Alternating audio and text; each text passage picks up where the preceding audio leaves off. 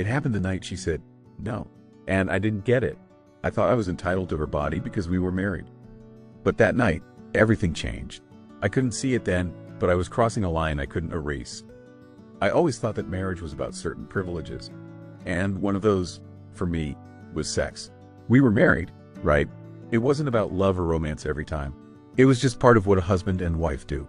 That's how I was raised. I saw my father treat my mother the same way, like she had to give him what he wanted when he wanted it. So, when I got married, I thought I knew the rules.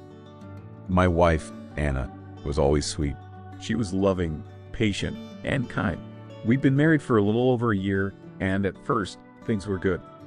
But as time went on, I started to feel like I deserved more from her. I'd come home after a long day at work, and my mind would immediately think of one thing: getting close to her. Some days, she'd smile, say she was tired, or just wasn't in the mood. I didn't like it, but I didn't think much of it. She was my wife. She had to want me. I never thought she could say no. To me, why would she? Then came the night that changed everything. We had been sitting on the couch, watching TV. I could tell she wasn't feeling great, but I wanted her. I always wanted her. I moved closer to her, kissed her neck, and slid my hand down her back. She pulled away and said softly, "Not tonight, babe. I'm really tired." I didn't stop. I knew she didn't mean it.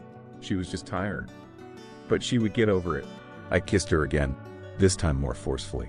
I couldn't understand why she wasn't giving in, but then she pushed me away harder, looked me in the eyes and told me no, and that she was not in the mood and that I needed to respect that.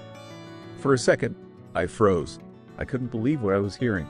She was supposed to be my wife. We were supposed to be connected in every way. Her body was mine, wasn't it? I didn't respond right away. I stood up, walked around the room, pacing back and forth. What did she mean? No, she was my wife. I came back and tried again. Come on, babe, I need you. Her eyes filled with frustration, maybe even a little fear. She said nothing, but I could see the hurt in her eyes. Something inside me snapped. I wasn't even thinking straight. I pulled her toward me. She tried to fight back, but I wouldn't let go.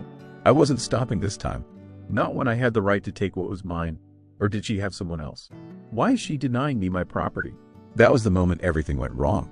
She cried out, "Stop, please, stop." And for the first time, I felt something cold and empty in my chest. I let go of her, stumbled back, and stared at her. Her face was pale. Her tears were streaming down, and I couldn't look at her anymore. I didn't know what to say.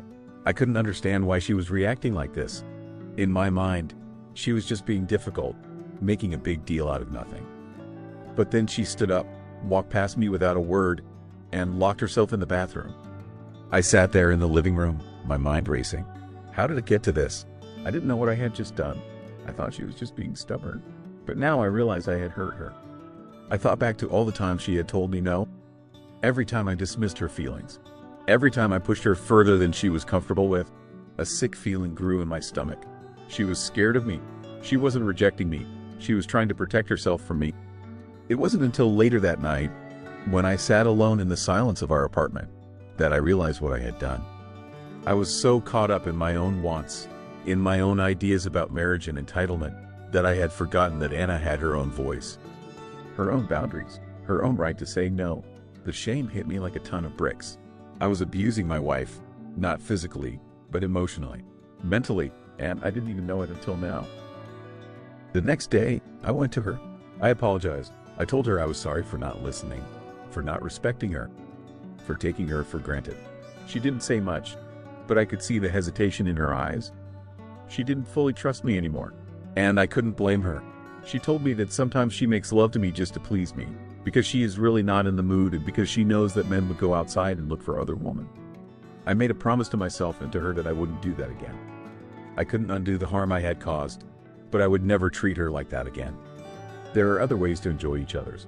We reached out to a counselor, started therapy, and began educating ourselves on what respect in a marriage truly meant. I learned that love isn't about control, entitlement, or possession. It's about partnership, communication, and mutual respect. It wasn't easy and it didn't happen overnight, but little by little, we began to rebuild what I had broken. Anna started therapy for her libido, which was very low, due to her hormone imbalance. because she wasn't getting to her climax to even enjoy sex. Eventually, Anna and I were able to talk openly about our feelings and what respect looked like in our marriage. Moral of the story: marriage is built on mutual respect, not ownership. No one, regardless of gender, is entitled to the body or desires of their partner. Respecting boundaries, listening when they say no, and understanding that consent is key in any relationship is crucial. Love is not about taking what you want, but about giving each other space, understanding, and support. Biblical point of view: the Bible calls us to love one another as Christ loves the church. Ephesians chapter 5 verse 25. Christ didn't demand or force his love on the church. He offered it freely. In the same way, a marriage should be based on mutual love and respect, not manipulation or entitlement. The body of one's spouse is not theirs to demand, but rather a gift that should be treated with kindness and care. 1 Corinthians chapter 7 verse 4.